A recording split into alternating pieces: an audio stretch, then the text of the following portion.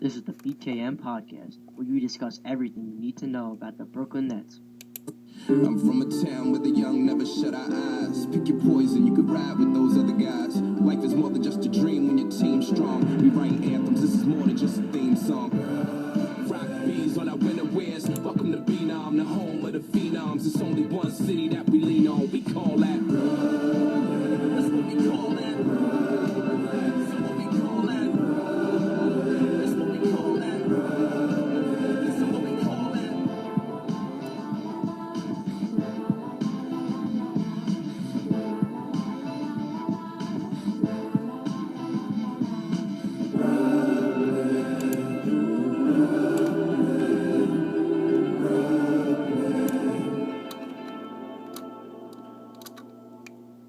Hello and welcome to the second episode of the BKN podcast.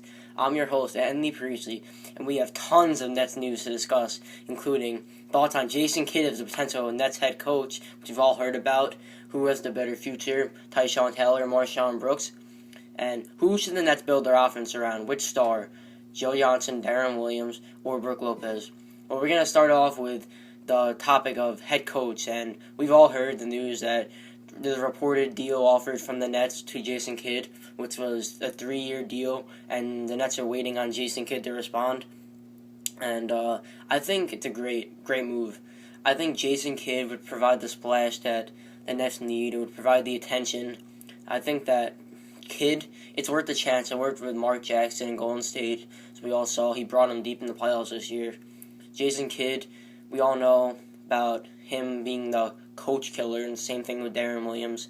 I don't know, maybe that would be a good combination, but one thing I can guarantee, if Jason Kidd becomes the new Nets head coach, the offense would be all about Darren Williams.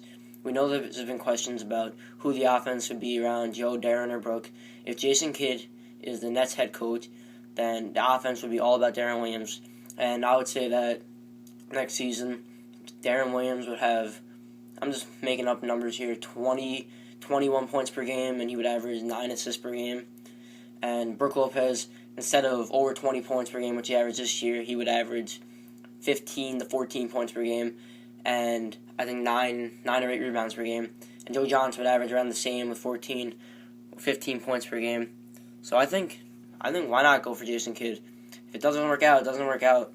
But still, the Nets aren't giving up on Brian Shaw. They have Prokhorov sent a private jet to get Shaw and bring him to the meeting, so that's making a good first impression. I think that also there's news that Doc Rivers may not want to return to the Celtics. I would take Doc Rivers over anybody. Doc Rivers is a proven winner. He's done it before. I think that if Doc Rivers, I think the Nets should wait a little bit. The Nets, they're in no rush. I mean, Jason Kidd, no one else is going to sign him besides us. And the Clippers are taking their time. Why can't we wait on Doc Rivers? Doc Rivers would pick us over the Clippers, I think, because the Clippers may have arguably more talent with Chris Paul and Blake Griffin, but they don't have an owner like Prokhorov who would pay him whatever he wants, and Doc Rivers wants the money. Like Brian Shaw may want to go to the better situation. I see Shaw going to LA. He might even stay with the Pacers as the assistant coach, but I think that the Nets should either go for Jason Kidd or Doc Rivers, but they have to wait. They gotta give it a little bit. They're rushing a little bit too much. The one thing that I'm looking forward to the most next year, well, I'm looking forward to everything, honestly. I'm looking forward to seeing how Joe Johnson and Darren Williams perform in the first half. I want to see Brook Lopez improve as a rebounder and get even better, if you can imagine that, as a scorer.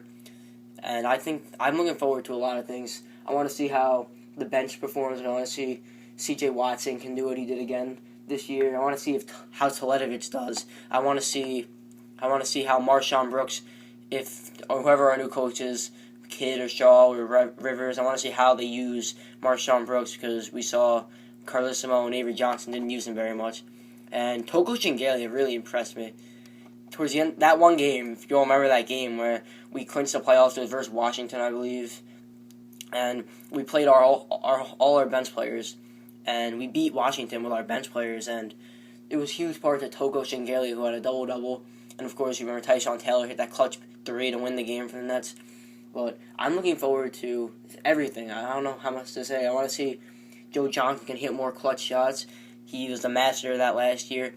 and I just want to see everything. Chris Humphries, is he going to be on the team?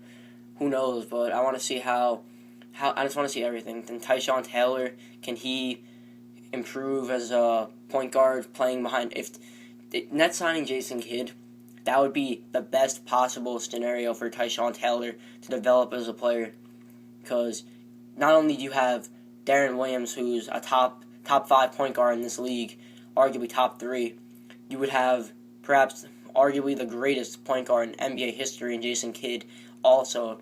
So talk about great company to be around. So I'm looking forward to a bunch of things for the Nets next season. And this is a tough one. Who has the better future with the Nets, Tyshawn Taylor or Marshawn Brooks? I think they both have great future, but I think with the Nets, Marshawn Brooks has a better future, because we have Darren Williams. We're not going to really, at the moment, have space for Tyshawn Taylor to get a bunch of playing time. He'll get his playing time, garbage minutes, obviously, like in games that the Nets are either getting blown out or blowing the other team out. But I think that Marshawn Brooks is going to get a ton of playing time next year. Gerald Wallace, if he plays like he did last year, he's not going to be seeing much playing time whatsoever. So I think that Marshawn Brooks will get more playing time. But Tyshawn Taylor, when he did get a chance to play last year, he was impressive. And remember that Indiana game? He had those huge buckets in overtime. And I still, what always bugs me about this season was we were a half a game behind Indiana. Imagine if we were in the 3rd seed instead of the 4th seed. We would have versed Atlanta in the first round. We would have won that series. And then we would have versed the Knicks, who were struggling big time. We would have beaten the Knicks. Then Miami. Miami's not looking so hot. You never know. We could have pulled it off against Miami. You never know. Chicago, they had a plan against the Nets, which was how toughen the Nets, which they did. They exposed the Nets big time. They exposed the Nets' lack of hustle. And I think the Nets gave up on PJ Carlesimo at Game 7. The only one who didn't give up was Gerald Wallace. But Marshawn Brooks since his first year that he came into the league, he's been proving that he can create off the dribble. That's a talent that not a lot of rookies and young guys have.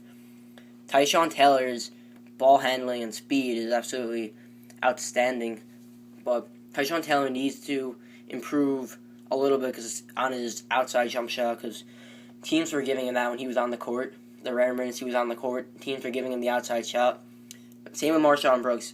He's incredible getting to the basket. Marshawn Brooks has to improve on his free throws and his outside shooting, because you notice Marshawn Brooks struggled with shooting free throws.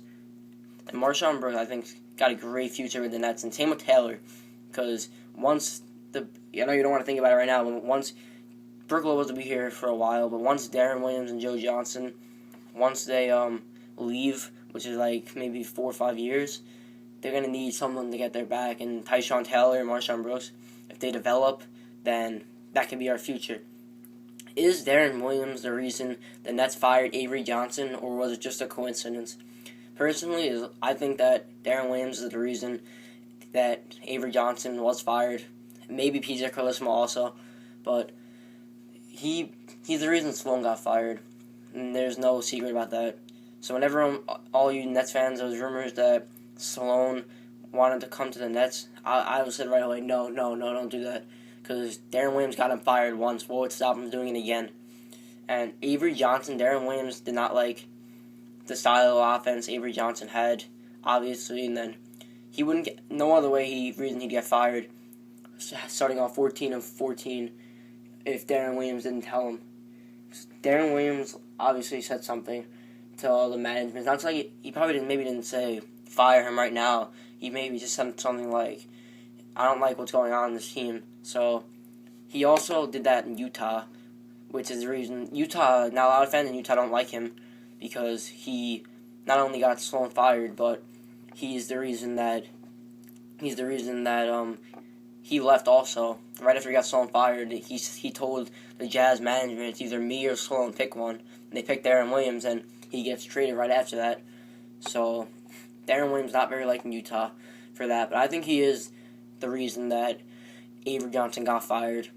And looking back now, I'm kind of happy. I always like a coaching search. You never know what you're going to get. Jason Kidd, Darren Williams would want Jason Kidd as the coach. So would I, honestly, because he'd be a player's coach. He maybe wouldn't be the best X's and O's coach, but he could relate to all the players. He's just retired, so obviously he can relate to the players. So that would be a huge boost to the Nets.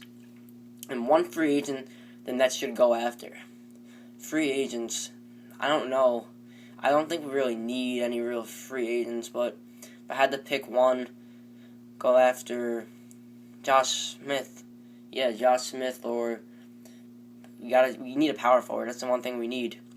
Like, there's a bunch of point guards out there in free agency. There's Nate Robinson, there's J.R. Smith who's a shooting guard, but I think we're good. I think if the Nets put Andre Blatch at power forward, kept Reggie Evans on the bench, maybe signed a veteran, and I think Jerry Stackhouse, I think he's done. He had a good half a season, but I don't think Stackhouse is anywhere in the near future for the Nets. But I think that we're good the way we are. We need a coach, which is going to be addressed soon. I believe by tomorrow. I heard rumors that the people close to the situation think that this deal can get done as soon as tomorrow between Jason Kidd and the Nets. So I think that the only thing we need is a coach, and we just need to develop more. I mean, it takes a while for a team to develop. Especially in their first year with a completely new team, pretty much. So I think that the Nets are gonna be fine. They just need a new head coach, and then they'll be good. All right, now it's time for the segment called Name That Moment. If you remember, we did this last week. And here's Ian Eagle with the call, and guess what play this was during last season?